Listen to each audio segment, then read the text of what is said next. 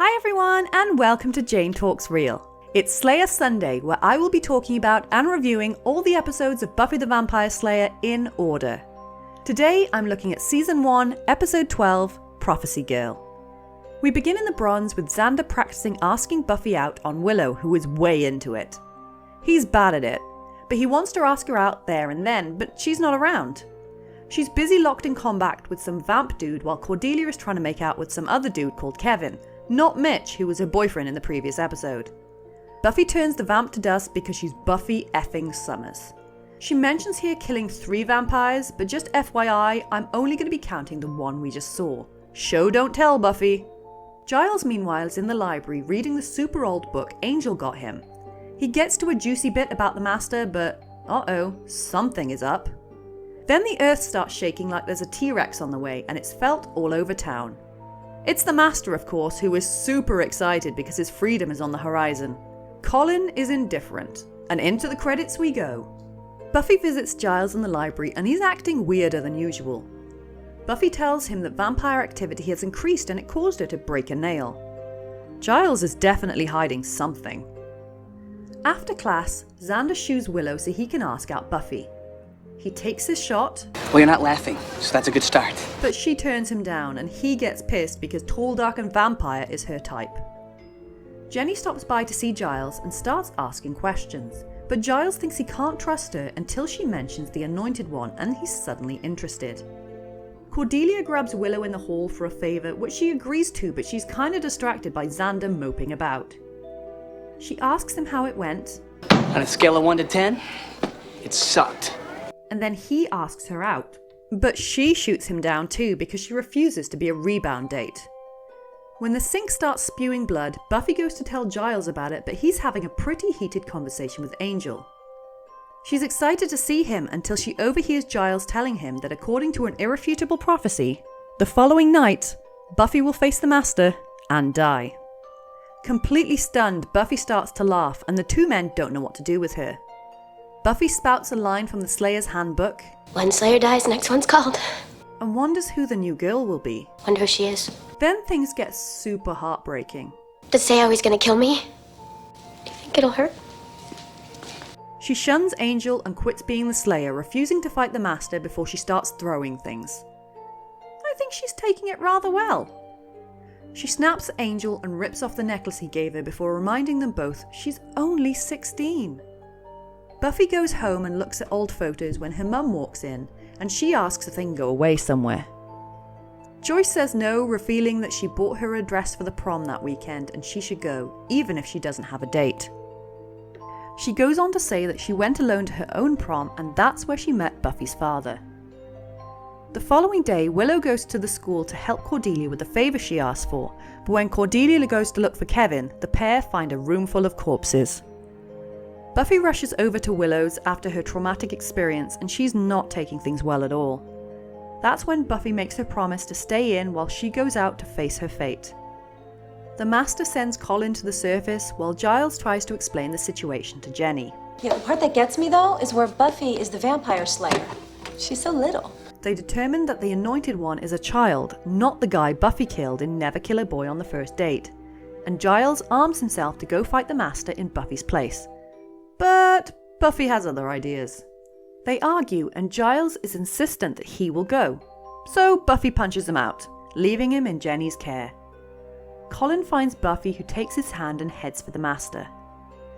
After being apprised of the situation, Xander goes to Angel for help. And by that, I mean he shoves a cross in Angel's face and forces him to help. Back in the library, Jenny asks exactly where is this hellmouth that's supposed to open, but Giles admits he doesn't know, so he recruits Willow to help with the research. Buffy goes into the Master's lair, and watch your dress know those candles, Missy! She takes a shot, but the Master is too quick for her, and he can also teleport? Willow points out that the harvest took place at the Bronze, so that's probably where the hellmouth is, so she and Jenny head out to warn everyone at the prom. They make it as far as the car park before they realise that their calculations might be a little off because the vampire army is heading right towards them.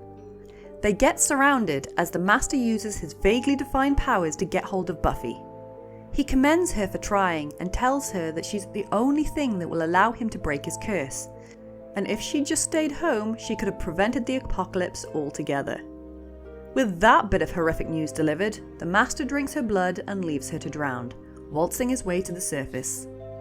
Realizing that shit has just gone down, Angel rushes down to the Master's lair and drags Buffy's body out of the water.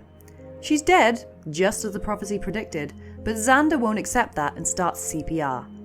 It takes some doing, but she coughs and splutters her way back to life. Meanwhile, Cordelia pulls up and rescues Willow and Jenny, proving she did pass her driving test after that disastrous lesson in Witch. Willow says they have to get to the library, so Cordelia drives right through the building. They join Giles and the four of them try to barricade the door, but something is slithering out of the ground behind them. After her bout with death, Buffy says she's feeling strong and goes after the Master, twatting a vampire to the ground as they reach the school. The group in the library are having problems because not only are there too many doors to barricade between them, but some tentacle grabs Willow. A tentacle that belongs to this teethy looking thing. The Master applauds the chaos, but surprise! Buffy is here! You were destined to die. It was written. What can I say? I flunked the written. Giles takes an axe to the thing, and I'm getting very Robin Williams Jumanji vibes.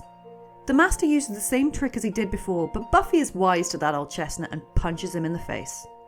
Angel and Xander get attacked, but Angel quickly shows that he's not shy about killing his own kind. Having had quite enough of the Master's gloating, Buffy grabs him and tosses him through the skylight onto a wooden spike. The Hellmouth monster realizes that it's past its bedtime and disappears back into the ground. With the Master dead, everyone regroups in the library and decides to go to the prom to celebrate. Okay, so this is a strong episode to end the season on, with the Master getting free and also everything that's been set up so far coming together. The attack on Kevin and his friends really shows the vicious nature of the vampires so much more than we've seen so far. Buffy's arc in this episode is done really well, and it's kind of heartbreaking how she reacts to the news of her own death. I like that they didn't puss out and actually killed Buffy off, even if it was only for a few minutes. This opens up an interesting avenue in season 2 and beyond. Cordelia proved that she's not completely useless in this episode by coming to the rescue, and she's also thrown into the midst of all the crazy vampire stuff for the first time, and is able to fight back. Well done, Cordy!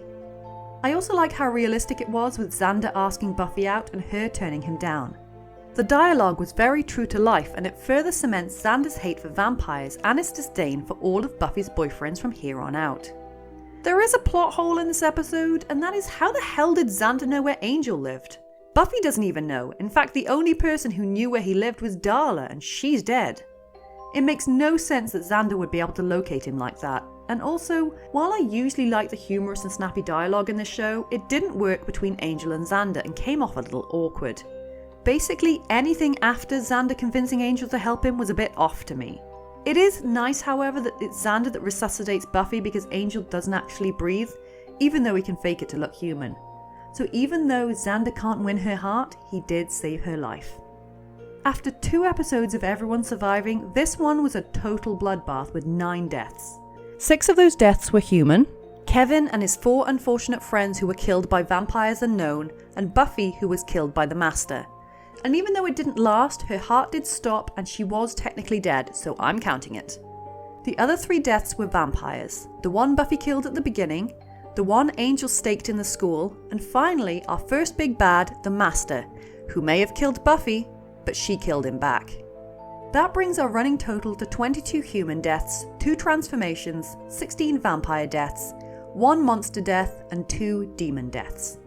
So there you have it. That was Prophecy Girl, our last Slayer Sunday episode this year. I'll be picking back up with season 2 in the new year. Let me know your thoughts in the comments below, or come say hi on social media. If you enjoyed this video, then please like, share and subscribe. I'll speak to you soon, and don't let the vampires bite.